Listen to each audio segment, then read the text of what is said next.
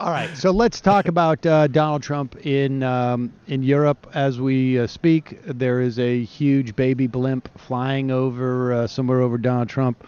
I agree with the popular sentiment It that looks so if disgusting. if the blimp does not have the ability to defecate on the people below, that it's not true to form. But It captures it his is. essence, though. This is the closest thing I've ever seen to a full likeness to Trump. Yeah. You know, I had a conversation the other day with a neurofeedback psychiatrist. I don't know exactly, but he said, you know that Trump is not a sociopath because he cares so much about what people think of him. Right. That he's not. He can't be a sociopath because a sociopath. I'm an amoral narcissist. He is the narcissist. Get the distinction. That's right. And that's what he said. He said he's a narcissist. But Yeah, there was not. never no cold-blooded sociopath in history being like, I He's think just- they like me. I mean, I know I like them.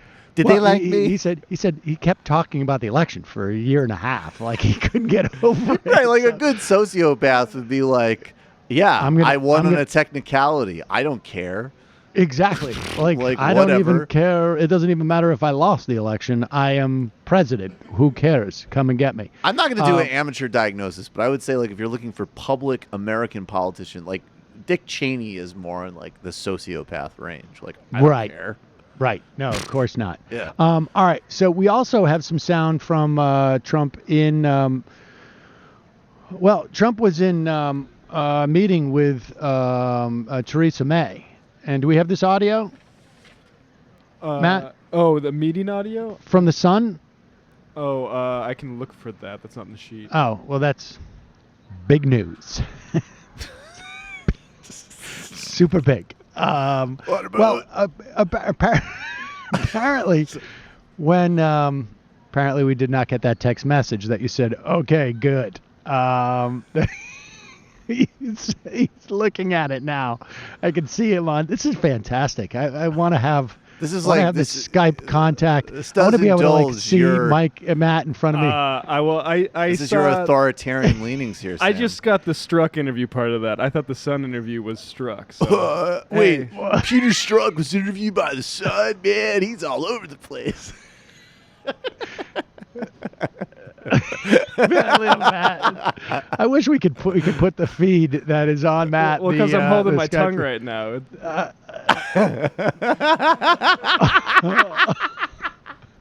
That sounds to me like Michael just sort of waltzed in at like 11:45 and was like, "Oh, what am I supposed to do?" Quarter of 11. So get your facts. All right, well, straight. let's. It's important to be precise. Okay. Well, all right. So Donald Trump is in obviously in Europe. He trashed the EU, NATO, and EU and NATO. Well, I meant in addition. Yes. Right. Yeah. And as he's about to meet with Theresa May, he gives an interview with The Sun, which is a Murdoch paper, and he basically just craps all over her. And one would imagine that, for most politicians, that would be sort of a gift, right, from heaven. Like, oh my God, Donald Trump is attacking me. Everyone hates Donald Trump. Everybody's going to love me. But as Michael and I were talking before the show today, Theresa May has really made it a project to show that she's both kissing his ass and like she's going to be the master manipulator of Donald Trump. Right. Doesn't seem to have worked. However, so Donald Trump had plenty of advice to give to Theresa May and said basically like if she does soft Brexit, like if she doesn't do the full Brexit, then any deal with us is off. I mean, who knows what to make of any of that, but I do know what to make of this. Donald Trump was there, and he is lamenting. In fact, he is lamenting. If you want to hear the basis of what Donald Trump is saying about the culture in Europe, simply Google white supremacists talk about the culture in Europe.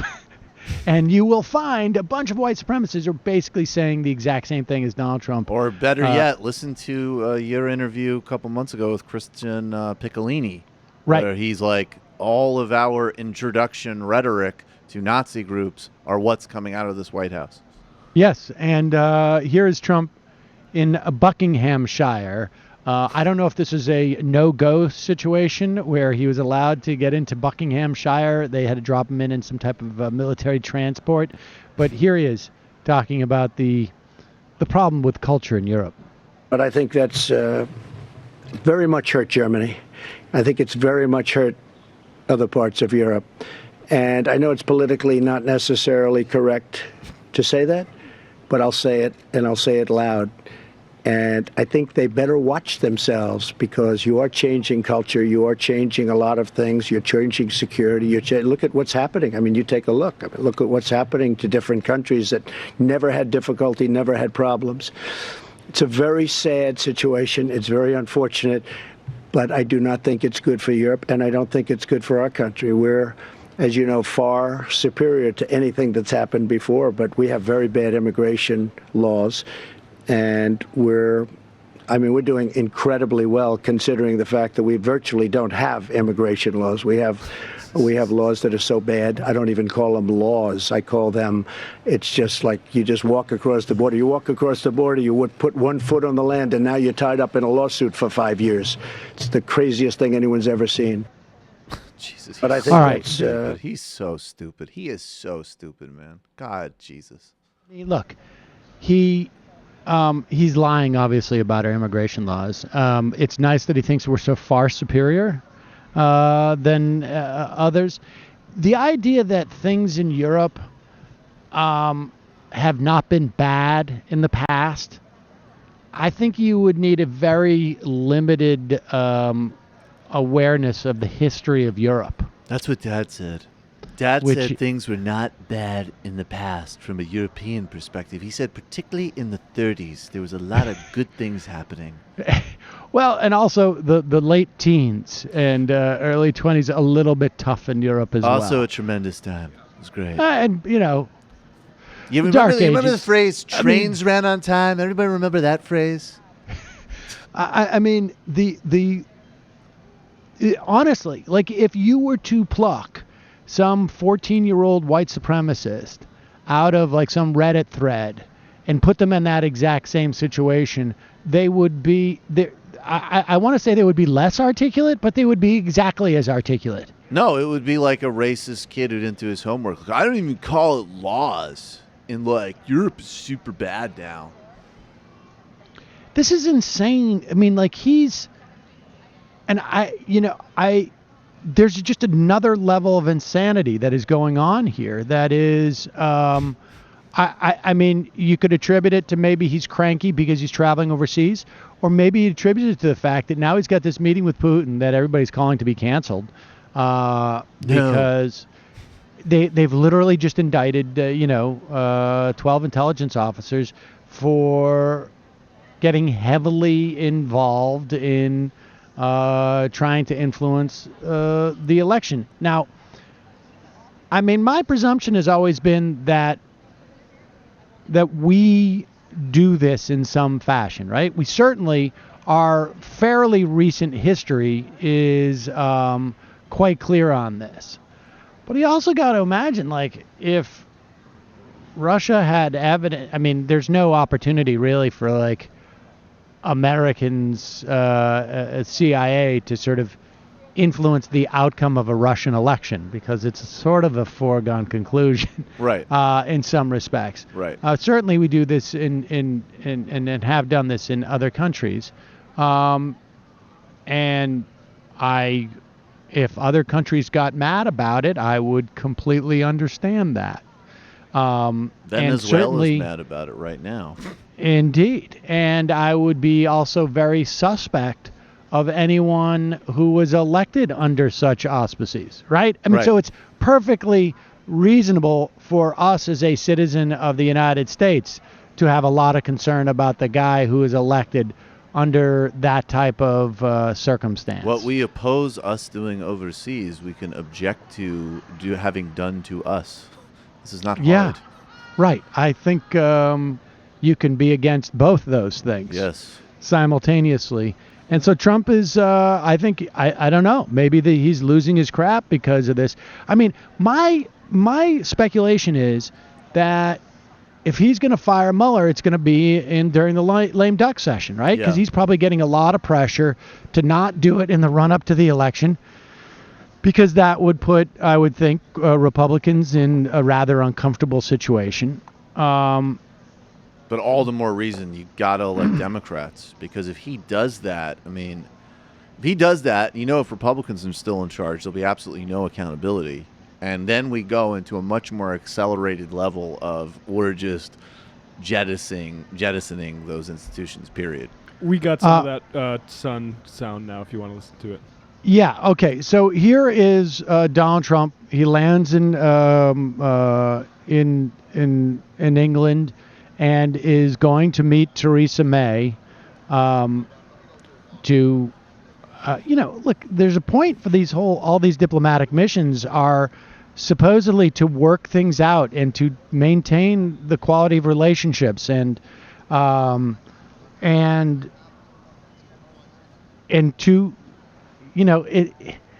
I don't know. I think it's very hard for like normal people to sort of imagine that the fate of countries rests on some level, I don't know what percentage, but on just the actual personal relationships between leaders, right? I mean, it just seems too petty. You're really missing something here. Everybody's missing it. Theresa May, when I first met her, never said that Ivanka was a piece of ass. Got off to totally the wrong foot from the beginning. But from talk the about perspective, personal relationship. But at the same time, look, Donald Trump is a reflection of this country. Yep. And, regardless of the fact that he didn't win the popular vote, other countries would be ludicrous. They would be irrational not to look at this and say, like, hey, this. Maybe Donald Trump doesn't capture, the essence of America as, and the spirit of America or even the majority. But this is indicative of a highly unstable country that they have a system where this guy could end up being president. Right. And so when he lands in England and then immediately undercuts Theresa May, it's damaging. If you can't handle me at my best, you can't have me at my. If you can't have me at my worst, you can't have me at my best. Here is Donald Trump doing an interview with Rupert Murdoch's The Sun, just literally hours before he's going to a formal dinner. Or no. He gave it before, but it came out just apparently as everybody was leaving the dinner. Thank you so much, Donald. Reporters could see everyone on their phones reading it and listening to it. Here is a clip of that. I would have done it much differently. Pause it. Oh, I should say he's talking about Brexit, and he's talking about what Theresa May, how she's handling Brexit. I would have done it much differently. I actually told Theresa May how to do it, but she didn't agree with it. She didn't listen to me. I think the deal that she's striking is not what the people voted on. It's a much different deal than the people voted on. It was not the deal that was in the referendum. If they do that, I would say that would probably end a major trade relationship with the United States. Wow. Thank you so much, Donald. I appreciate it. I mean, this is pretty amazing. I mean, do you remember when Netanyahu came to the States and just, the Republicans just invited him in? Yep. Can you imagine Netanyahu showing up just, with an actual invite, and then just, the first thing he does, he lands, he gets off the plane, he goes to, the New York Post and says, Obama, he's doing it all wrong. He was in this born country. in Kenya. Where's the birth certificate? Well, it's almost like if he got here and started criticizing John Boehner. Yeah, actually, that would be more analogous. Like, right. John Boehner is he's so bad at his job. I told him how to do it. I told him, what are you doing? But he didn't listen to me. But he doesn't listen. He's messing He up doesn't on listen. military, but And then also later- on trade. Later, apparently in that interview or prior to that, Trump was saying, like, I knew there was Brexit was going to happen. Barack Obama did not get it right. I got it right. I was right about it. There are 4 pillars. Approval, fuck my daughter, deal with Russia, undo Obama. He's Those are my He lodestars. talks about it like he's placing bets on it, mainly. Yeah.